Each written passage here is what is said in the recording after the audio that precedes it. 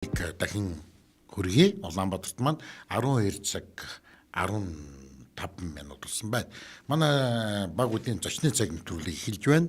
Өнөөдөр манай студид нийтийн талд ухамсарыг сэрэх Баярлалаа төвийн зөвлөх багш Тунраа хүрэлцэн ирээд байна. Сайн байна уу? За сайн байна уу? За бид хоёр пүрэв гараг болгон нэг цоврал хичээл хийж байгаа. Тэгээд өнөөдрийн хичээлийн сэдэв бол юу вэ? Өвчин ба сэтгэл зүй. Яг үнэ. Тий, өвчин ба сэтгэл зүй. Өвчин ба сэтгэл зүй. За тэгээд хүмүүс өвчний тухай их ярьж байгаа шүү дээ. Судалж байгаа, их ярьж байгаа. Тэгээд өвчин яагаад үүсээд байгаа юм, юунаас болж үүсээд байгаа юм гэдгийг олох гэж те одоо учрын тунгааж хожийн одоо олох гэж те ингээд янз янзын аргаар судалцгааж байна. Тэгэхээр өвчин гэдэг маань өөрөө бид нар бол нэг хэсэг энэ хоолноос болоод байна. За энэ хөдөлгөөний дутагдлаас болоод байна ч гэдэг юм уу те. За энэ буруу зөрүү энэ хөвчлүүдээс болоод байна. Архитарс тамхи одоо юу гэдэг те эдгээс болоод байна гэдэг. Гэтэл өнөөдөр өвчний 70% нь за бараг 70-80% нь сэтгэл зүгээс болж гинэ гэсэн судалгаа бол байна л да. Тэгэхээр энэ бол яалтчгүй үнэ. За маш одоо тэгэхээр сэтгэл гэдэг бид өөрсдөө гэдэг чинь би чинь сэтгэлийн амьтан шүү дээ.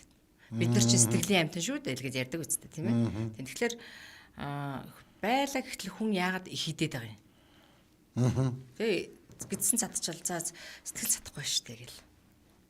Яагаад тамхитаад байгаа. Арх яахаар уудгийг. Сэтгэлийн одоо туйлын амар амгаланд төрсөн үеэр арх ууд юм болов.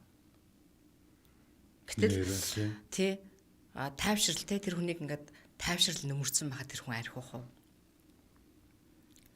Ихэнхдээ хүмүүс сэтгэлээ засахын тулд архих удаг те ихэнх хувь нь. Сэтгэлд нэг тийм дутуу юм байгаа учраас архих ууч. Сэтгэл цадахгүй учраас хоолыг их идэж байна.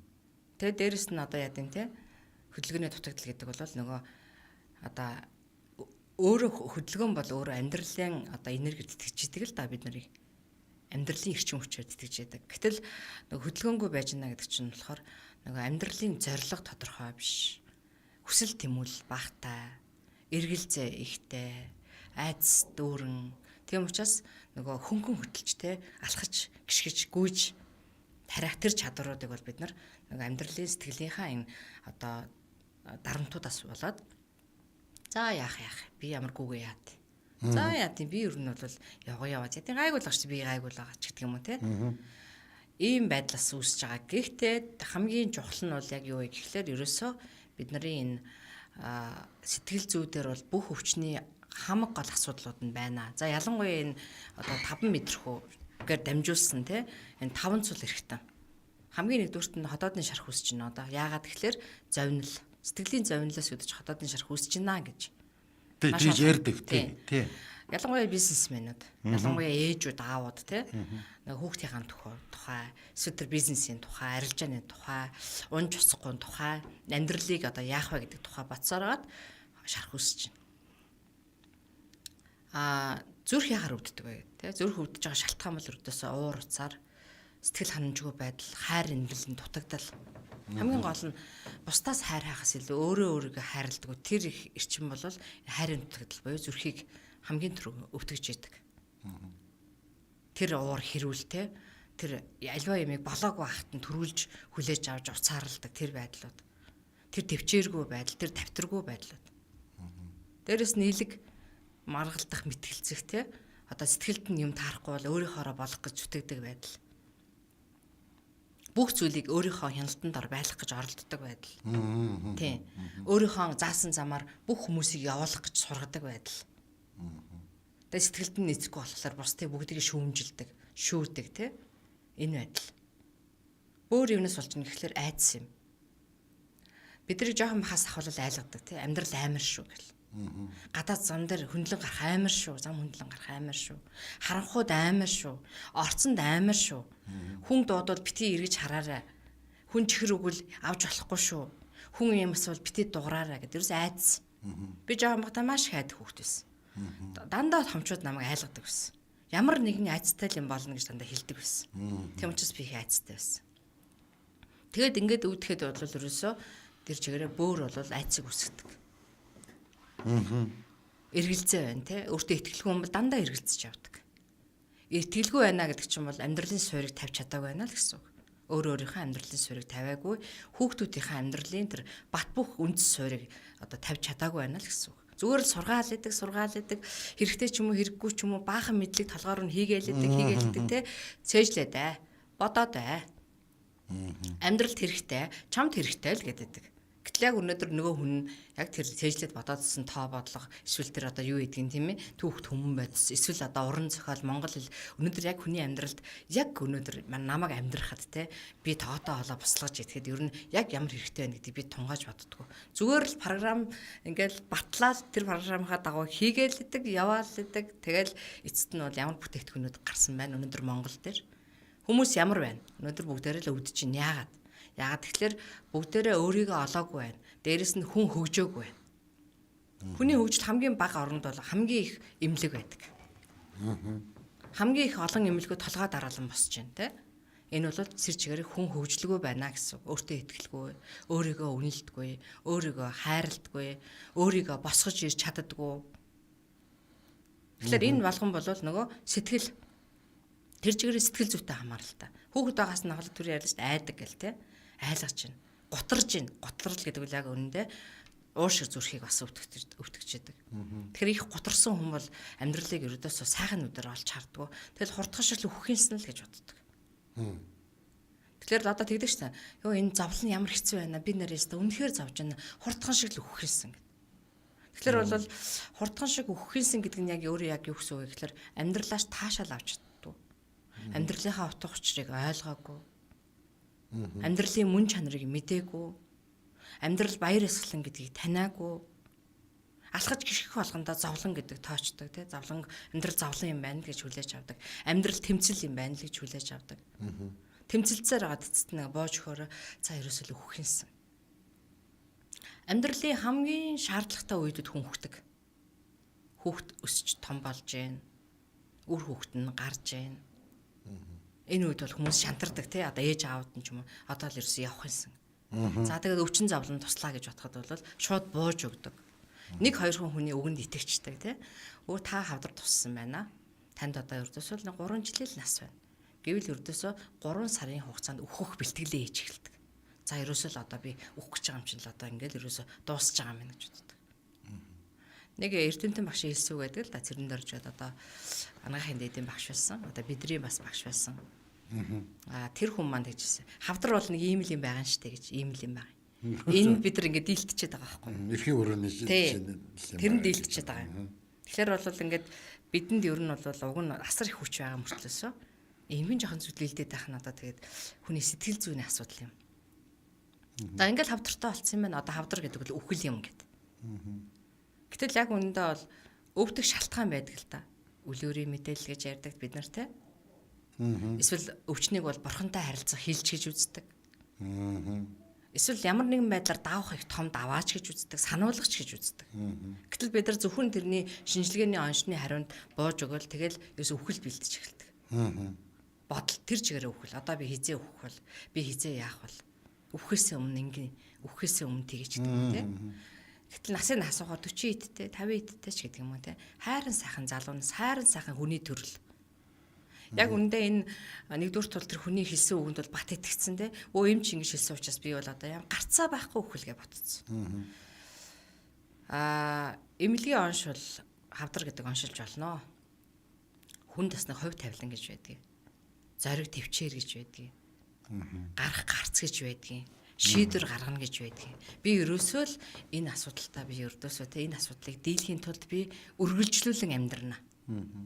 Ягаад хүнд тийм зориг байдгүй юм бэ? Ягаад ийм юмд бууж өгөх ёстой юм бэ? Тэгээ хажууд нь хүүхдүүд байж ш. Тэд нар яах юм бэ?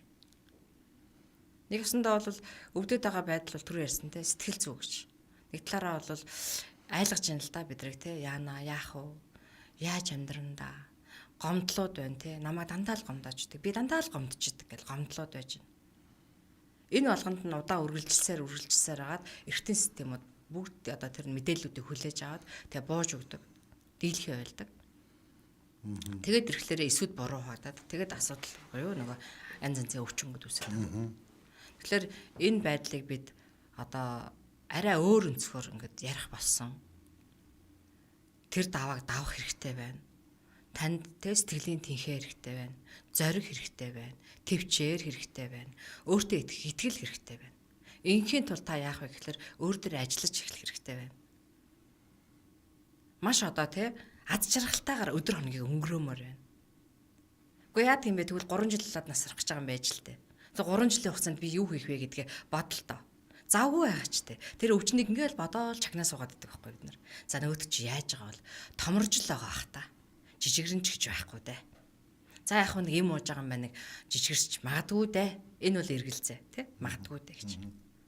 Тэгэхээр бол ангаалт явагдаж байгаа гэдгийг мэдэхгүй те. Одоо ангаалт ямар үед явагддаг вэ гэхээр баяр баясгалантай үед явагдана.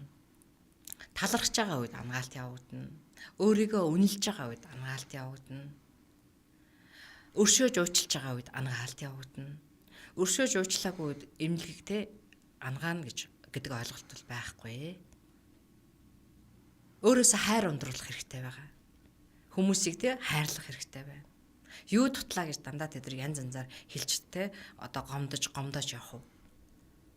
Энэ болгоноос ч л үүдээд нөгөө асуудлууд хүндрээд байгаа шүү дээ болом. Тэгээ энэ хайр те энэ баяр баясгалан, энэ талархал те энэ болгон өршөөл уучлалт эдгээрс дандаа нөгөө бидраас гарч байгаа нөгөө хавдрыг эсэргүүцдэг нөгөө гормонууд ялгарч байгаа.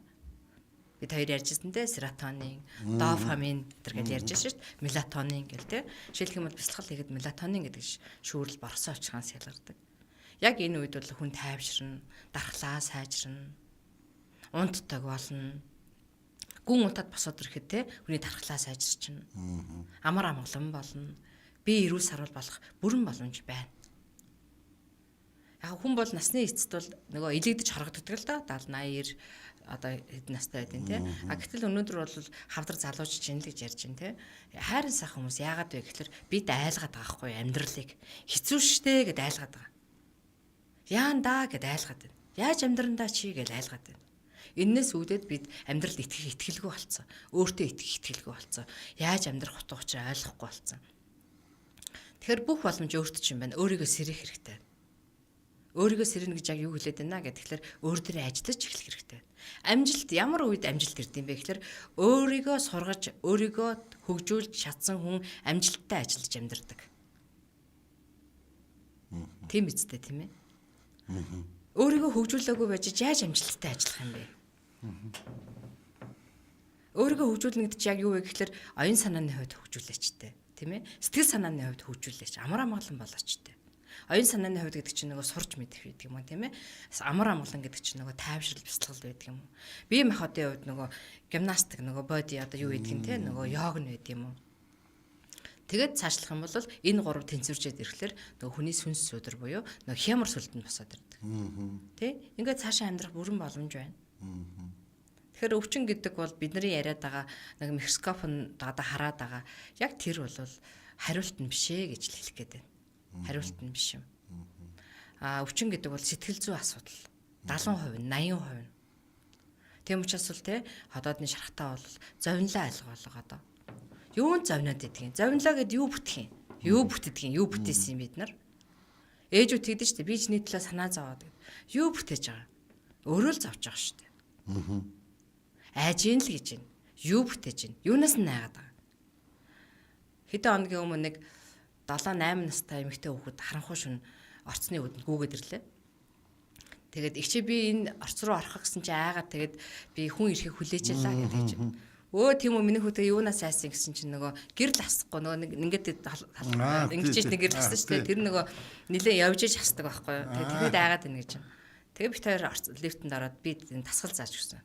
Чи өөртөө миний хүү ингэж хэл. Би зоригтой гэж хэл. Би зоригтой. Би өөртөө итгэлтэй гэж хэл. Гэсэн чинь нөгөө охин чи хэлж байгаа. Тэгэнгүүтээ инээж байгаа байхгүй ингээд нүрэнд нь ингээд баясал тодроод нэгж. Бид нар хизээч хүүхдэд ийм тасгал зааж өгдөг. Зүгээр л лифт амар шүү. Орцонд амар шүү. Согтуу хүн амар шүү. Цагдаа амар шүү. Бүр ингээд бүх зүйлийг амар болгочдөг. Тэгэхээр нөгөө хүүхдэнтэй ямар нэгэн амар зүйл гараад ирнэ. Энд тэндээс хаанаас ч мэдэхгүй гараад ирнэ. Ингээд айдас үсэд эхлэхээр хүн өвчлөж эхэлж байгаа маа. Нөгөө төгшүүр зүрх түг те айдас. Тэр зүрхэнд одоо очиж байгаа тэр айдсын төвшөр тархийг очиж паниктуулдаг. Нөгөө санаж сэдэх, нөгөө нэг цээжлэх тэр үйл ажиллагаанууд цосож эхэлдэг. Тэгээ бид яагаад нас өвшрөөд ирэхлээр илүү их марттай. Яагаад вэ гэхээр илүү их айцтай амьдардаг байхгүй. Тийм учраас тарих дандаа паниктчихдээ. Нөгөө зүрх айж ин те яг энэ тарих паниктчихдээ. Тэгэхээр нөгөө мартна, нөгөө нөгөөдгөө цээжлэн гэсэн ойлголтууд бол маш бага болж эхэлдэг. Тэгэл мартаа тэгэл ярьдаг те. Өө би өстө айгүй мартамхаа хүн байгаа юм аа гэл. Эсвэл энэ өстө дандаа мартчихдаг байхгүй. Чи ер нь их мартамхаа хүн шүү чи наадхаа чи аваад гараарай чи мартчихва. Бид нар дандаа тэгж ярьдаг, дандаа үгээ буруу ярьдаг. Миний хүү санаад аваад гараарай. Санаж шүү наадхаа санан шүү. За би энийг аваад гарахтаа санаад аваад гарах юм шүү гэж юусоо ярьдаггүй те. Мартчих вэ дээ. Яг мартандаа энэ. Энэ айгүй мартамхаа байхгүй юу гэд ингээд итг. Ингэсээр хагаад 70 тухамсар мартна гэдгийг хүлээж аваад мартна гэдэг програм шүүлтүргүүгээр хэрэгжиж эхэлдэг байна. Тэ? Яг би урд нь сонсохдоо нөгөө мартах чинь нөгөө нэг тархины нөгөө юу нарийн суцснууд нарийсж байгаа юм гэж л би ойлгосон. Тэгэхээр тэр нарийсах бас л дад ухамсартай холбоотой бол дарах нь. Ер нь бол тийм л дээ. Бидний 5 метрхүү үнэрлэн намтлан байрны сонсон метр ингээд 5 метрхүү маань ингээд хит их ачаалттай болоод ирэхлээр ялангуяа энэ нөгөө аливаа зүйлийг цээжлэх те бодох маш олон мэдээллүүдийг энэ рүүгээ хийх те толгой руугаа хийх. Ерөөсөө энд сонин гаруул сонин авч энэ рүүгээ хийгээл. Тэнд мэдээ гаруул мэдээ авч энэ рүүгээ хийгээл те. Ингэсээр хагаад нэг бүх мэдээллүүдийг мэддэг өөрийгөө нэг мэдлэгтэй хүн гэд ойлгоцсон байгаа даа. Яг эн чинь нөгөө нэг ачаал ихтэж байна те. Тийм учраас тархины судас нарийсж байна. За мэдээж гадаа хүүтэн толгой нутсан явна. Ингээ янз янзын аргууд бид механик нөлөөлж байгаа. Одоо юунууд байгаа юм нөлөөллүүд. Хит их хоолод мэдээж ходоод бол те ачаал ихтэн шүү дээ. Ачаал ихтэн шингээж чадахгүй болно те. Тэрнтэй адилхан хит их одоо ус уух юм бол бөөр ачааллаад илхээ болно те. Одоо бөөрийн нэг үйл ажиллагаанууд дээр алдагдчих эхэлнэ. Энд чинь нөгөө ачаал ихтэй байгаа байхгүй юу? Бүх зүйл өөрийн гэсэн хэмжээтэй. Хэмжээ дамжааныхаа дагуу бид нар юмаа хэрэгэлдэг. Тэгэхээр хэмжээ нь хэтрэл эхлэхээр л нөгөө даацна ихтэд хэтрүүлээд тэгээд ачаал ихтчихэж байгаа. Тэгээд нөгөө өвчлөлүүд үүсэт бий болоод байгаа. Өнөөдөр бол сэтгэл санааны амар амгалан байдалд амьдарч байгаа хүн бол их тоотой штэ ховор. Тэгээ ихэнх нь дандаа завнил ихтэй, сэтгэл ханамжгүй амьдрал ихтэй, гомдол, дургуутсал ихтэй, шүүж шүмжлэл ихтэй тийм ээ. Тэгээд ийм байдал үүссэн учраас эмнэлэг бол их олноороо байх нь бол зайлшгүй юм байна. Тэгээ яг үнэндээ бол эмнэлэг бол тэ одоо гарцуул биш. Тусалж байгаа юм. Гарцсэнд байна гэхээр өөртөө байгаа юм. Бид нар ингээл мэдлэг олохын тулд сургууль сурдаг тийм. Яг үнэндээ бүх мэдлэг өөрийн дотор байдаг. Бүх мэдлэг мэрэгэн ухааны их хундраг нь өөрийн дотор байдаг. Бид гаднаас юм олж мэдгэж чинь гэж үздэг. Өвчлөлчлөө эмч эдгэн гэд очдог. Өөрөө өөрийгөө ангаах тэр бүх боломж нь өөрт дотор байдаг. Бид сэтгэл санаа тавгүй амьдрал болохгүй байна гэд ламддаг. Гэтэл бүх боломж нь өөрт нь байна. Тэгэхээр бол ер нь багш маань өвж хэлдэг гэхээр гаднаас битгий хайгаарай гэж. Өөрөөсөө хайгаарай шалтгааныг. Өөр дотор ч л бүх асуудлууд байгаа. Чи өөрийгөө зовоод байна, өвдөд байна, тэг боломжгүй байна гэж бодож байгаа бол өөрөөсөө хай. Юун дээр доголдоод байгаа ол. Харилцаан дээрээ доголдоод байна уу? Хандлаган дээрээ доголдоод байна уу?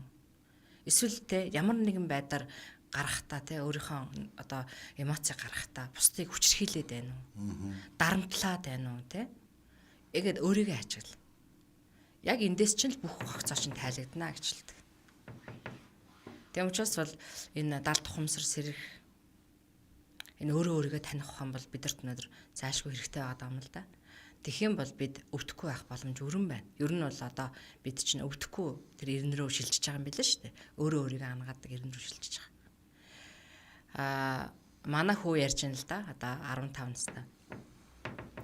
Нэг яг энэ хуруунд дээр ингээд маш том эсгцэн. Нэг үеийн дээр нь тэгээ хэдэн хоногийн дараа гэж чинь ээжээ энэ ингээд хараа идэгж шүү гэдэг чинь. Тэгэхээр би хараад миний хүү те яг үндэ чи дотроосоо өөрөө өөрийгөө ангааж байгаа юм аа гэсэн. Тэгсэн чинь бүр ингээд их сонирн байгаа юм өөрт нь те. Тэрийг яг хилэнгүүт нэр ингээд ажиглаж ирсэн. Энд ч тэгтээ одоо нэлээд хэдэн хоногийн дараа идэгнэ гэхлээр би үеийн дээр байгаа үед байнга хөдөлж байгаа учраас жоох идэгрэлт удаан мэт. Тэгтээ чи өөрөө өөрийгөө хангаж байгаа. Тэгсэн 2 3 хоногийн дараа тэгж шүү. Ээжээ миний хоолой тараад исэн чинь зүгээр болчлаа. Би дотроосоо өөрөө өөрийгөө ангаасан бол та гэж. Тэгэхээр энэ бол юу гэсэн үг вэ гэхээр бид хүүхдүүдтэй энийг суулгах хэрэгтэй одоо. Дотроосоо хүн өөрөө өөрийгөө ангаадаг, эсэргүүцдэг тэр мэдээлэл төлжилж идэг. Тий, тэр нөгөө нэг одоо бидрийнхаар бол нөгөө түрүүний ярьсан гормонууд буюу одоо бидрийнхаар дотроос байгалийн антибиотикууд байгаа байхгүй бид нарт. Тэрийг ангаахад тайванлах хэрэгтэй. Хоёр адилхан хөлөө оголцсон хүн нэг нь төрүүлээд маш хурдан идэгчдэг, нэг нь идэгдэггүй тий. Яагаад вэ гэхээр нөгөө идэхгүй байгаа хүн нь болохоор эргэлзээ ихтэй, айдас ихтэй, төгшөөртэй. Яах бол тий идэх хөлөө яах вэ? Даймжирчих юм биш байгаа да. Гэдэг ийм одоо тий сөрөг давтамж долгионууд ихтэй учраас идэгрэлт удаан явагдаж байгаа юм аа. Гэтэл нөгөө хурдтай идэрж байгаа хүн нь болохоор эерэг хүн байхгүй юу? Идэгжил таарна шүү дээ. Энэ юу хэлсэн тий? Идэгжил таараа энэ үтгэл энэс олон хуулцсан хүн бол дорол идэгчтгэл юм билэ. Болж л таарна шүү дээ. Тэгэхээр бол бидний энэ өвчин гэдэг бол сэтгэл зүй буюу нөгөө хандж байгаа хандлагаас манал шууд сэтгэлээсээ хандах гэдэг ярьдаг шүү дээ. Одоо албан газрууд хандлагын тухай лекц их авд юм л да. Тэгэхээр хандлага гэдэг нөгөө арай нэг жоохон өөр өнцгөөс ойлгоод идэм шиг байна. Хандлага гэдэг чинь сэтгэлээ л хандлах шүү дээ. Сэтгэлээсээ аливаа нэгэн зүйлд хандаад өгөөч л гэдгийг л хэлээд байгаа шүү дээ. Уг нь бол. Тэгэхээр хүн өөрөө өөрийнхөө сэтгэл зүйдэр ч гэсэн те зөв хандлагыг бий болгочих чадах юм бол өвчин идэхгүй өвчин гэж байхгүй юм. Нэгдүгээрт. Хоёрдугаарт бол хүн хүнийг ангаадаг. Хүн өөрөө өөрийгөө ангаадаг. Ангаахын тулд та яах вэ гэхээр та нэгдүгээрт өөртөө итгэлтэй бай, зоригтой бай. Битгий бууж өг. Хоёрдугаарт бол өөр дээрээ ажил. Тайвшир. Өршөө өөчлөлтэй хайрл. Тэгээд тэгж байгаа цагт бол эдгэрхгүй өвчин гэж байхгүй. Бүх зүйл эдгэрэх боломжтой. За нялхнаатай хүүхдүүд ч гэдэг юм уу яхав учраа олохгүй одоо нэг өвдөд байгаа хүүхдүүдийн төвшин бол хэцүү ах уу. Одоо учир зүй мэдсэн бидний хувьд бол тийм ээ. Ангаалт бүрийн явагдаж болно. За би нэсгээ зарлаа. За Улаанбаатарт маань 12 цаг 37 минут болсон байна. Та MJL радиогийн баг үдийн зочны цаг нэвтрүүлгээ ээж дугаарыг хүлээн авч сонсч байна. Тэгэд өнөөдрийн манай зочноор Далд ухамсарын сэрэх баярлалаа төвийн зөвлөх багш Тунраа манай студид хүрэлцэн ирээд байна. Тэгэд Тунраа надад нэг асуулт байна. Зүгээр таны төвтэй холбоотой асуулт байна. Одоо ингээд энэ хичээлүүд ороод байна шүү дээ тийм ээ. Тэгээд ингээд лекц ингээд явж ингээд хүмүүст ингээд уншдаг. Албан газрууд авдаг гэж. Танай төв дээр очиж хандах юм бол ер нь тэнцэнэс одоо энэ таны ярьж байгаа лекцүүдийг сонсох ер нь боломж байдаг юм уу? Яг ямар үйл ажиллагаа яаж хүмүүст хүрч ажилладаг энэ талаараа бас нэг цус дурдаад. За тийм. Өгөө. За тийм. 2011 оноос хойш үйл ажиллагаа явуулж байна. Тасралтгүй явуулж байгаа. Тэгээд 1-ээс 5 өдөр ажлын 5 өдөр өглөө 10-аас 11 цагийн хооронд Далд ухамсарыг сэрэх 9 минутын бяцлал тасгалыг бол тогтмол зааж байгаа. За тий. Тий, сүүлийн одоо бол 8 жил шахам зааж шүү дээ. Тий. За хагасаа өдөр болохоор 12 цагаас 14 цагийн хооронд Далд ухамсарын цуврал лекцүүд тий одоо жишээл мэдээлэл ярилцж байгаа. Өвчин ба сэтгэл зүй гэдэг лекцийг слайд гаргаж агаад тайлбарлаад өгдөг. За. Тэгээд амралтын өдрүүдээр. За. Тэгээ ер нь бол бяцлаглыг 9 минутын бяцлал тасгалыг бол үн төлбөргөө заадаг манай. Тий. Тэгээ хүн болгонд боломж олгож байгаа. Тэгээ өнөөдөр бол хөрхий цаанчин кармандач 1000 төгрөггүй хүн байна шүү дээ. Тэгээ яах учраа олохгүй байна тий. Тэгэхээр манай бяцлал тасгалд бол хэдийл хэдэн хугацаагаар яваад байж болно. Манайх бол бүртгэж яриад тэгээд ах юм ерөөсөө байдаггүй. Урд нь ердөө дасгал хийж байгаагүй хүн ирсэн ч болно. Дасгал хийж агаад тий. Одоо өшөө цаашаага хөгжихийг хүссэн тийм хүмүүс ирсэн ч болно. Тийм манад бол ямар нэгэн тийм шашин шүтлэг янз бүрийн тэр хүмүүсийн одоо хин юу байсан нь бол ердөөс хамаа байхгүйгээр хандж олно гэсэн. Ер нь тэгээд нэг 8 настай хүүхдээс дээшээ бүх насны хүмүүс оролцож болох бүрэн боломжтой. Энгийн аргаар заадаг штэ манайх. Их бууж ярьдаг гэсэн. Хагас өдрийн лекц бол 12-оос 14 цагийн хооронд 2 цагийн үйл ажиллагаа байгаа. 9 минутын амжилтгалыг заагаад тэгээ хажуугаар нь бас түрүүний ярьсантай слайдуудаа үзүүлээд задлаад тайлбарлана. За зүгээр ахгүй хандив хайрцагтай. За хандивынхаа хайрцагаа цугларсан мөнгөөр бид нар одоогийн байдлаар 5 хорих төр одоо ажиллаж байгаа. Тэгээд тэр хориход сууж байгаа залуучуудыг далд тухамсрыг сэрэх зорилготойгоор одоо ном тэг янз бүрийн гарын авлагуудыг аваачиж өгдөг. Тэндээ хүмүүс хагас өдөр ихтэй зарим нь бол төлдөг, зарим нь мөнгө төлдөггүй янз бүр л байдаг тийм. Тэгэхээр бол бас тэр хандив хайрцгийг бас аянг бол ажилуулдаг гэсэн үг. За бусад тал дээр бол тэг жилд нь 2 удаа манайх лекц хийдэг. Хагас 4 сарын үед үйлдвэрчийн соёлын ордонд лекц хийдэг. Ер нь тогтмол сүүлийн нэлээд хэдэн жил хийж байна. 5 жил дараалж хийж байгаа.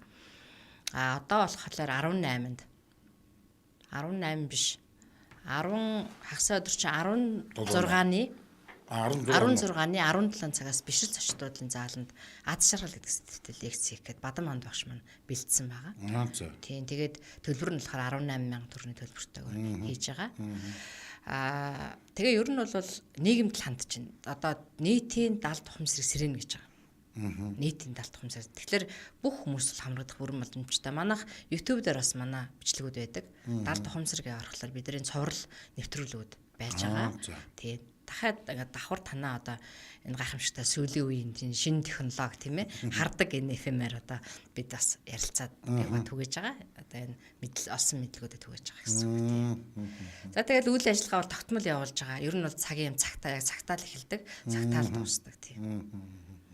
Тэгээд болж өгвөл хүмүүсийг их сайхан тийм нөгөө бие даах чадварыг их олгодог манайх. Тэгээд цагтаа эхлээ цагтаа дуусна гэдэг бол бас их том соёл байдаг тийм. Соёл ёс зүй байдаг тийм. Тэгэхээр энийг бол их баримталдаг.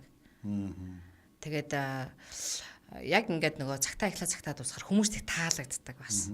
Тэгээд дээрэс нь ингээд хүн болгон манахаас гарахтаа бол инээмсэглээд баяр баясгалантайгаар гардаг.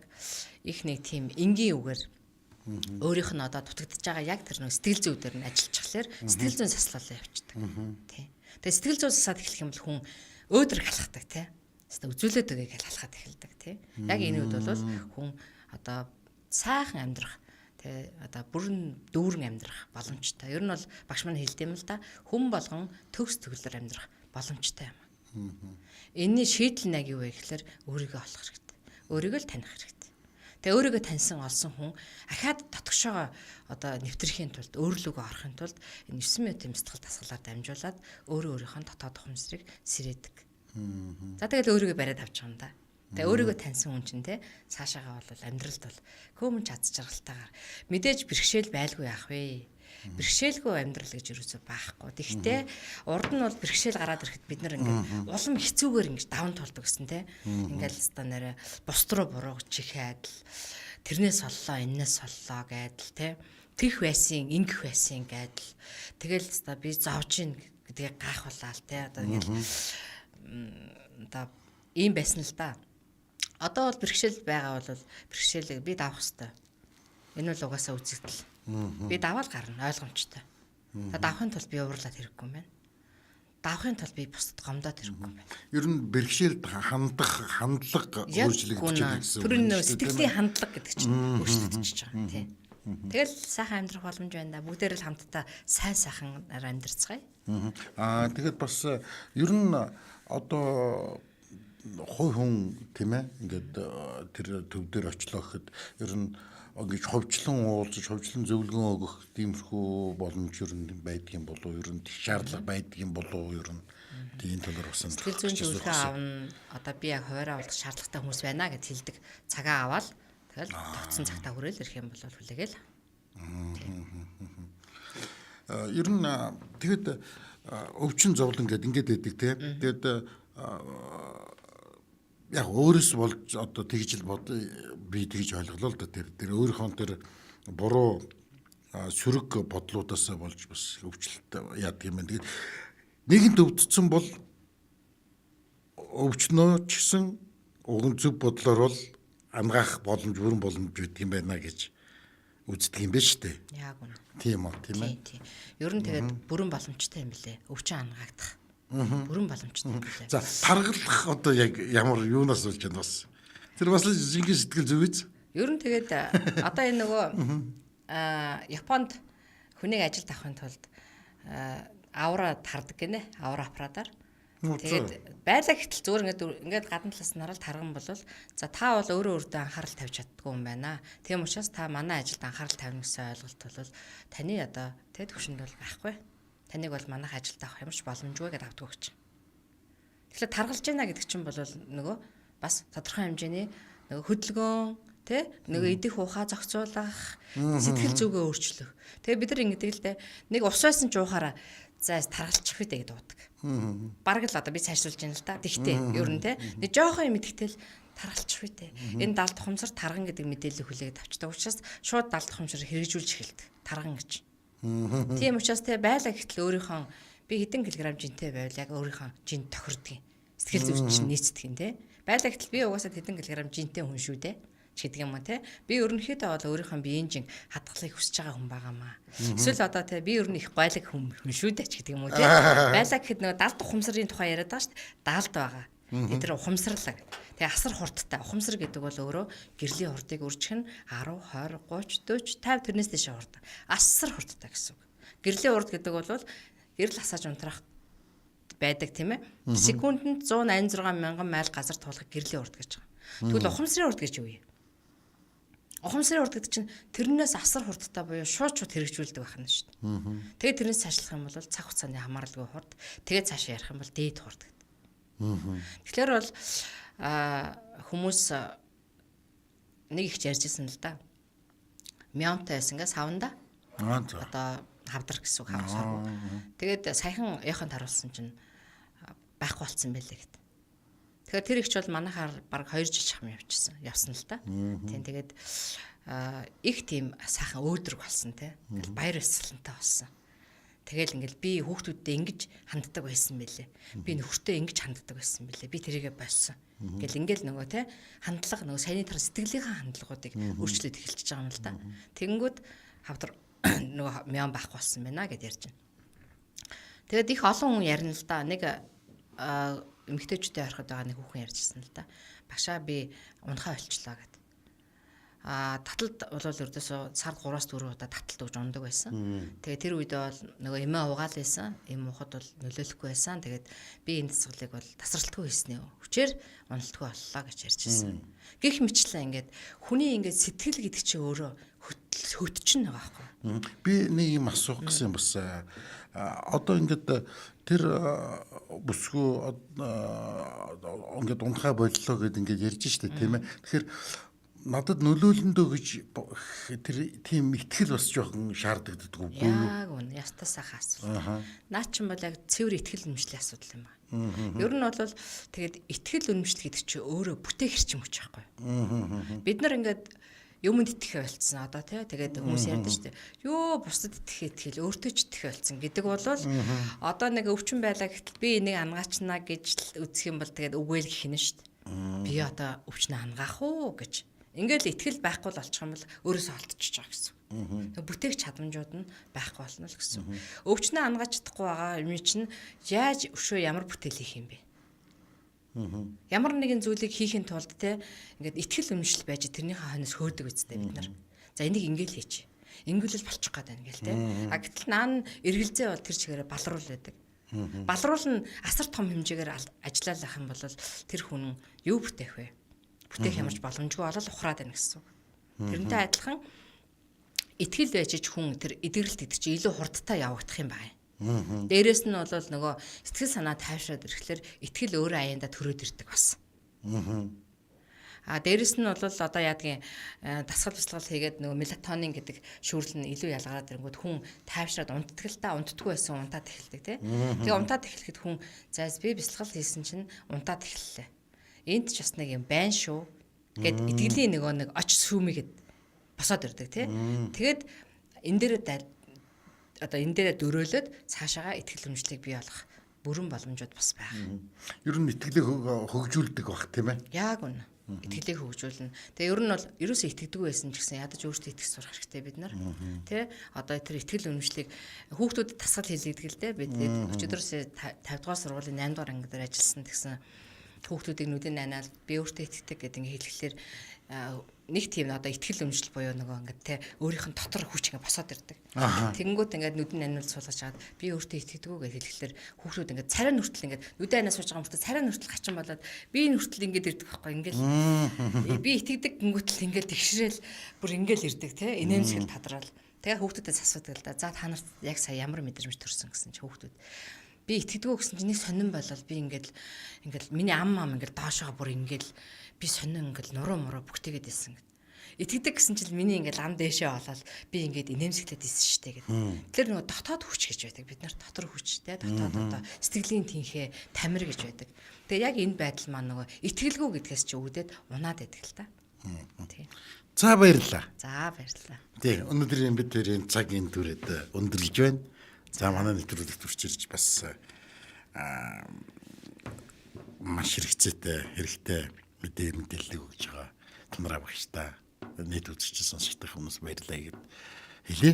За маш их баярлалаа. Та бүхэнд ч гэсэн амжилт. Тий, тэгээд дараагийн пүрэв гараг хүртэл тийм ээ. Пүрэв гарагт дахин уулзлаа. Тэгээд түр баяртай. За баяртай. За энэ дүрэд манай нэвтрүүлэг өндөрлж байна. Та одоо үргэлжлүүлэн 13 цагаас манай цаг бүрийн дүрдэг радио мэдээ 13 цаг 15 минутнаас манай сонгодог уран зохиолын цаг нэвтрүүлгийн ээж дугаарыг үргэлжлүүлэх үлээ авч сонсоорой. Дэлхийн монголчуудын MJL радио 88.3. Дэлхийн монгол